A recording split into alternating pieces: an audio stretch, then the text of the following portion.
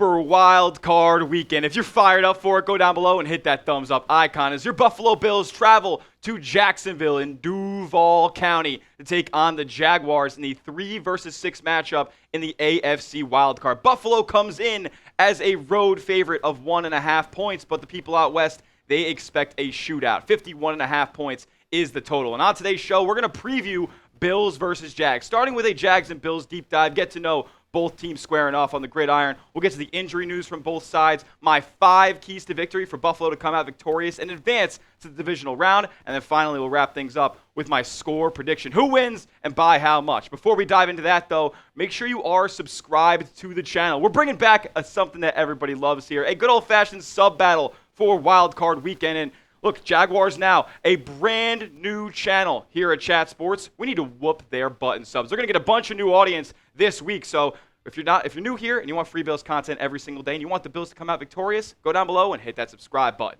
All right, let's get to know the opponent, man. Jacksonville, they come in with a 13-4 record, champions of the AFC South. Normally, that would be kind of, the lesser of 4 evils down there. But the Jags are really good this season, man. 13 games. First-year head coach Liam Cohen has basically resurrected Trevor Lawrence's career, and that offense has been humming over the last 10 or so weeks. They scored 25 points in every single game but one since week 7. And around that time is when they made the big deal to go get Jacoby Myers at the trade deadline. That offense has just completely flipped on its head since then. The last meeting, though, was back in 2024 in week 3. The Bills absolutely demolished Jacksonville, but as you guys know, Jacksonville's kind of been a bit of a kryptonite for Buffalo. As a matter of fact, they haven't won in Jacksonville all the way dating back to 2013. So this is going to be a formidable test. We can't really take much of the past and translate it to this game because there's been coaching changes, general manager changes, personnel changes on the roster. So this is a completely new Jags team that the Bills are going to be facing here, and it's probably the best one overall that they've faced in the last 5 years or so. Some Jags stats to know here. They are one of the league's best offenses, man.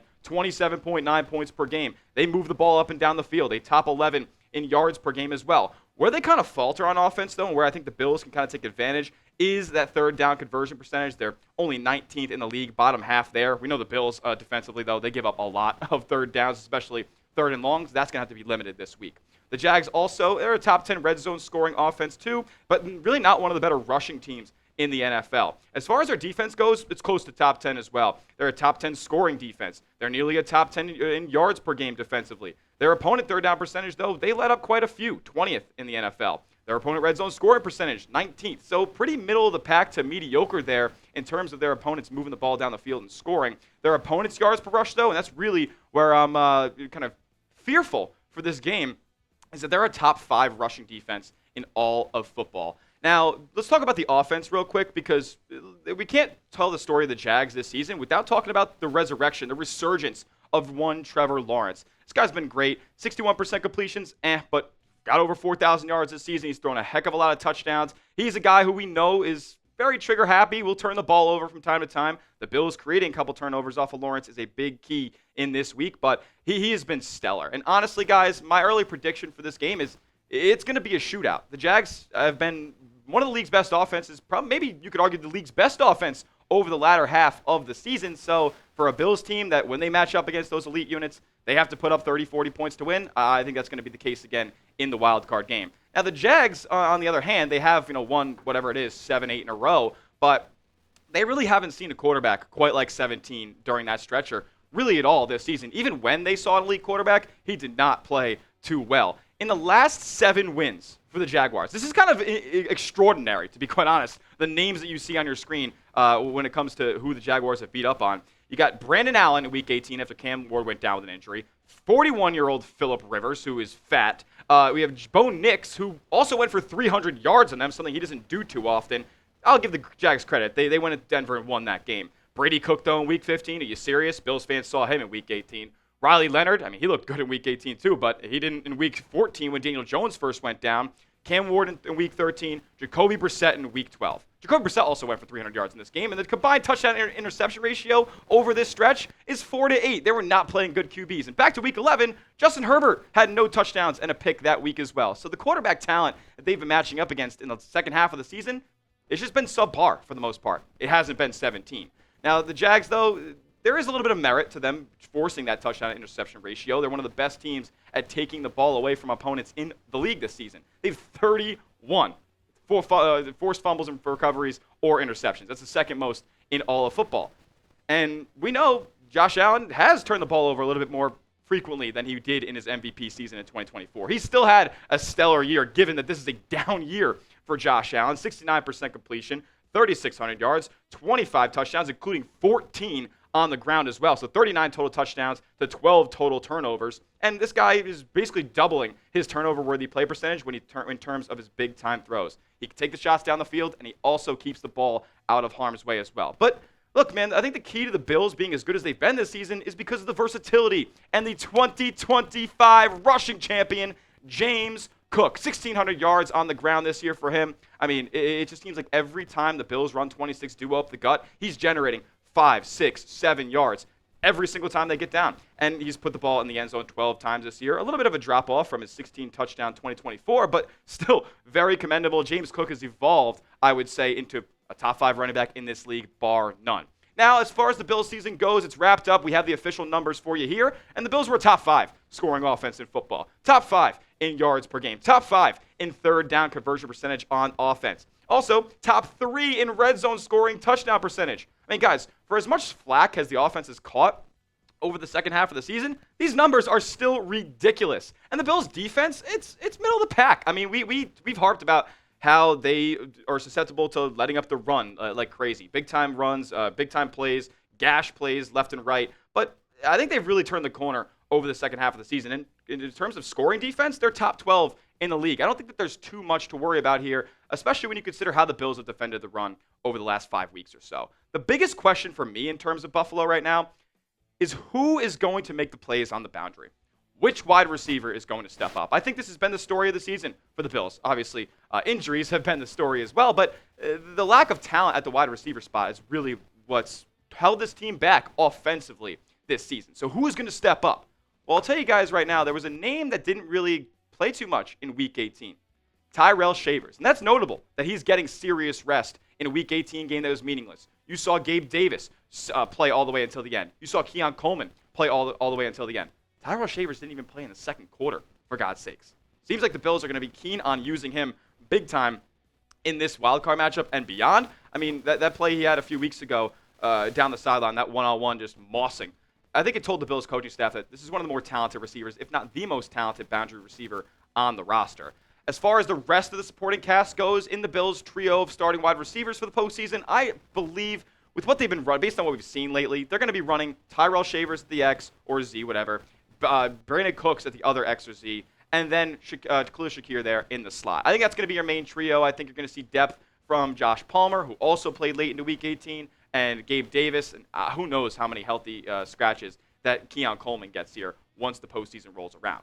With that being said, if you want the Bills to beat the Jaguars, manifest for me. Don't be the guy who jinxes it. Go down below and smash that thumbs up icon. Like today's video if you want to get a win and move on to the divisional. All right, let's get some Bills injury news here. I cannot believe that they lost 2 guys in a meaningless Week 18 game. Max Hairston dealing with a lower body injury, same leg that he suffered a sprained LCL with that kept him out for the first 8 weeks of the season. Not good news there because the Bills don't have a lot of boundary corners. There's a reason he was playing at the end of the game because the Bills don't have any more boundary corners. They only have 3 on the roster. Could be looking to Dane Jackson on the practice squad this week as an elevation, and I'm legit shaking about that. Matt Prater is even worse of a situation because kicker is a little bit less replaceable as far as reliable kickers go than boundary cornerback is. Deal with the quad injury again, re-injured in Week 18, and the Bills are probably going to be looking at signing a kicker at some point this week. We'll keep you guys monitor on that. That's why you subscribe. Terrel Bernard dealing with the calf injury. I'm not so sure he'll be able to go for this game. Calf injuries usually are a 2-week thing, and he only ended up missing this past week. So we'll keep you guys monitor on that one. And then also dealing with a calf injury, defensive tackle DaQuan Jones, who's made a couple of plays here over the last few weeks. As far as the Jags injury news goes, really not much, man. It's just Patrick Mercari, their starting right guard. He's dealing with a back injury, didn't practice at all leading up to Week 18. But he is the worst graded offensive lineman on this roster. As a matter of fact, the backup right guard that's filled in for him has better overall PFF grades, funny enough. But still a starting offensive lineman. If he's out, that's going to be another way that the Bills can exploit this Jaguars offense. We'll get to my 5 keys to victory around the corner. First, though, I got to tell you guys about our sponsor on today's show, as this episode is brought to you by Prize Picks. Whether you're starting a new routine or making player picks for the first time, trying something new can be hard. But in life and on Prize Picks, it always feels good to be right. With high-pressure playoff matchups every weekend and elite hoops action almost every night, the action never stops. And Prize Picks lets you take control. It's the best daily fantasy sports app in the game. All you guys got to do is pick 2 to 6 players and just pick more or less on their projected stats. Whether it's football, basketball, college sports, you can mix and match all in the same lineup and win up to 2,000 times your money in one single entry. Prize Picks separates themselves because of the features that they offer. They have a new feature called Early Payouts. If your player gets off to a hot start, you now have the option to cash out those winnings before the game even finishes. It's also becoming a social event as well, where you can find your community on Prize Picks with the new social feeds feature. You can share Prize Picks with your friends and copy lineups from winners with a single click. Copy lineups you like or use them as inspiration for your own picks, and you can even follow Prize Picks partners like us or tailor or fade our picks with just one click. So new users, you're getting hooked up. Download the app today and use the code CLNS to get $50 in lineups after you play your first $5 lineup. That's code CLNS to get $50 in lineups after you play your first $5 lineup. Prize Picks. It's good to be right. These are my 5 keys to victory. How do the Bills emerge victorious against Jacksonville in the wild card? I know it's self-explanatory. This is a key to victory every week. But more than ever, the turnover battle must be won. Some of the best Bills performances this week or this year have come from bend don't break situations where the Bills end up forcing a turnover in opposing territory, where they just kill a drive that's had success all the way up and down the field, and somebody like Cole Bishop comes across the field and makes an interception. That needs to happen again in this game. The Bills have lost in all 3 of their road losses. They have lost the turnover battle. Where are they going this week? On the road. And we know Jacksonville forces some of the most turnovers in the league, second most with 31. And they also have the 3rd best turnover differential as well, with a plus 13 in that regard. But it may even end up taking more than that. That's why I got 5 keys to victory on this show, because the Jags are 2-0 when losing the turnover battle. So it's going to take even more than just forcing takeaways against this Jacksonville team. You have to be on P's and Q's in every single aspect. Speaking of number 2, let's make Trevor Lawrence uncomfortable. And I know, back-to-back cliches, right? Win the turnover battle, get to the quarterback. No, seriously, though. Trevor Lawrence, when he's under big-time pressure, he's not as good than when he's in a clean pocket. He folds under that pressure. Next-gen stats with this. Over the last 6 weeks, Trevor Lawrence is 90 for 130, basically 70% completion, 1,180 yards, 13 touchdowns, and 0 interceptions. 130.9 passer rating. That's all coming from a clean pocket. The numbers are a little bit different when things get muddy up there for Trevor Lawrence. Specifically, we saw this against the Colts a couple of weeks ago. And listen to this. The Colts used blitzes on a season-high 51.5% of dropbacks in their Week 14 loss to the Jaguars, marking the highest blitz rate by a Lou Anarumo-led defense in a game since the Bengals defense in Week 8, 2020. They managed to limit Trevor Lawrence to 6.9 yards per attempt through the air when blitzing, compared to 9.3 yards per attempt when sending 4 or fewer pass rushers. Overall, they pressured him on only a quarter of the dropbacks and didn't record a sack. That's on the Colts. The Bills, I think, could do better there. Send blitzes. Get after Trevor Lawrence. Make him speed up his process. Don't let him get into a rhythm. Don't let him get into a groove. That's what it has to be. Greg Rousseau, where you at? Joey Bosa, where you at? A.J. Epinesa, can you make another big play for us? Somebody's got to do it on the edge. They got to get to Trevor Lawrence to take him off schedule. Special teams. And I know we just talked about Matt Prater going down. I'm not really talking about the kicking game in this part of the keys to victory. I'm talking about the return game. Have special teams make life easy for you. Get better field position. Too often, the Bills allow big-time punt returns, and opponents end up getting better field position. But they've been, kind of flipping the script on that recently, with Ray Davis emerging as the best kick returner. Yes, no, not hyperbole. It's objective. The best kick returner in the National Football League. 30.1 yards on average he returns it to. How about he takes one for 40? How about he takes one for 50? How about he takes one into Jaguars territory in this game at some point?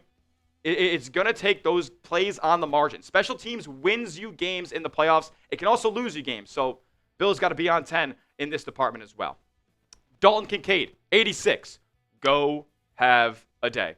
He's been often injured. He hasn't been utilized on the field when he has been healthy as much as I would like, because Dalton Kincaid, I think we can all agree, is the best receiver on this team. And I think the quarterback would agree as well. Josh Allen, it's plain to see. He's most comfortable when Dalton Kincaid's on the field. As a matter of fact, every single one of Josh Allen's interceptions this season have come without Dalton Kincaid on the field, whether it's he's just on the sideline or not playing entirely. So clearly he's super comfortable.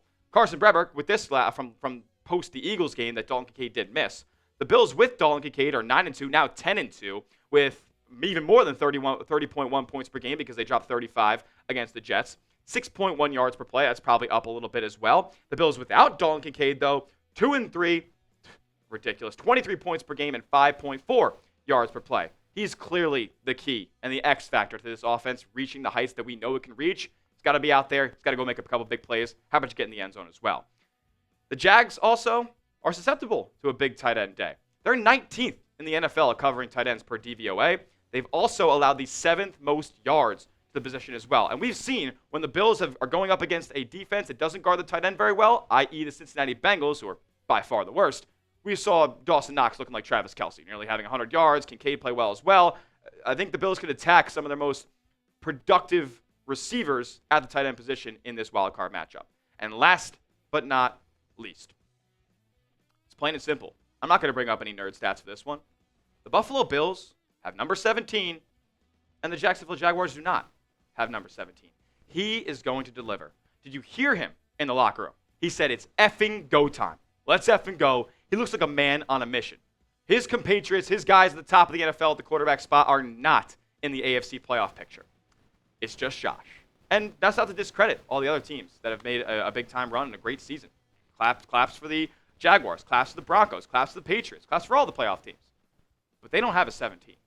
None of them do. And I think that is what's going to decide this game. I don't see this guy losing another 60 minutes. It's just not going to happen. With that being said, predict the score for me down in the comment section. Bills, Jags, wild card. Who wins and by how much? I got to hear from you before I give you my prediction in just a moment. My prediction, Bills win. And like I predicted before, it's going to be a shootout, a barn burner. Maybe the most fun game of wild card weekend. Bills defeat the Jaguars 35-30 and advance to the divisional round. We'll see who they end up playing after that. That's it for today's preview. We'll keep you guys updated with more and more as this game gets closer and closer. Hit me up on Twitter. I'll be tweeting about it at Tyler J. Smith, 2 H's because the name's common, but I am not. And make sure you are subscribed to the channel as well. YouTube.com/Bills News for the latest and greatest on your Buffalo Bills all postseason long. We'll see you guys next time. And as always, let's go Buffalo.